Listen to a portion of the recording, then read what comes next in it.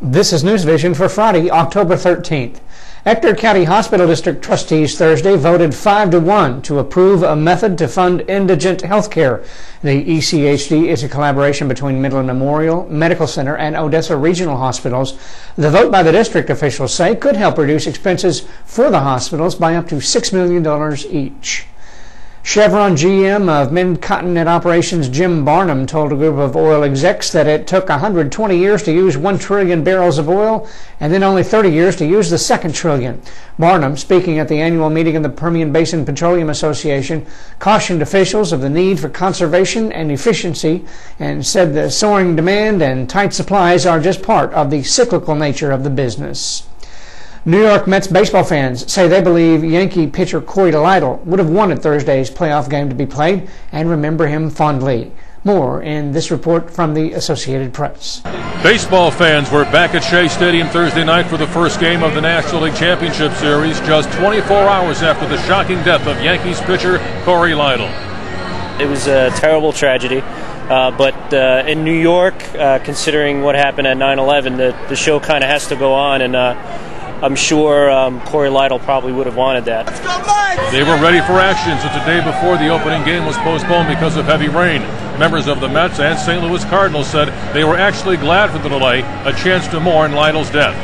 But now fans are ready to cheer on the Mets, but the Lytle tragedy is still on their minds. It's a tragedy. We all feel it's a tragedy, but I think even he would want us to be here and root hard for the Mets and go Mets. I think that's what it's all about tonight. It's very much a tragedy, and I know. Do I dare say I'm more of a Yankee fan than a Mets fan? Let's go Mets!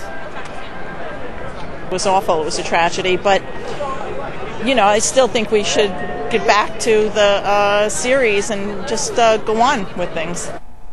So it's back to the business now of baseball following the tragic death of Corey Lytle on Wednesday. Fans here at Shea say they're ready for the start of play. Playoffs, baby! It was definitely a tragedy what happened yesterday, and it was very unfortunate. But we got the playoffs to worry about. The Mets, let's go Mets, and our hearts obviously go out to the Lytle family. So even with the excitement of the series, New Yorkers' hearts are still heavy with the death of a former Met, Corey Lytle.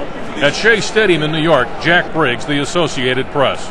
Pick up today's Reporter Telegram and find out why sports columnist Terry Williamson has picked both Midland Lee and Midland High to have rough starts to their district openers Friday night.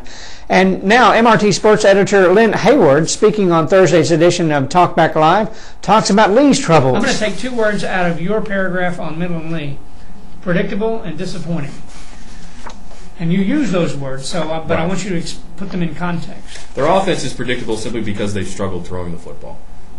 They really haven't had a consistent passing game through 5 weeks, and I think that's what's been disappointing for a lot of Lee fans, the coaches themselves, and I think the players with the way they've started, because that schedule was set up to where they could have ended up 4-1 going into district this week. But they've struggled so much throwing the ball. I think they beat Wichita Falls Rider with 5 yards passing. And you really and you're not going to be able to do that. And even against Lubbock High, they threw 2 interceptions. You can watch that entire interview with Lynn today on Talkback Live. Look for the latest district football results as they become available this Friday night tonight on MyWestTexasFootball.com. Today's reader poll: tell us your favorite 1950s era situation comedy. That'll do it for this Friday, October 13th. Newsvision. I'm Jimmy Patterson.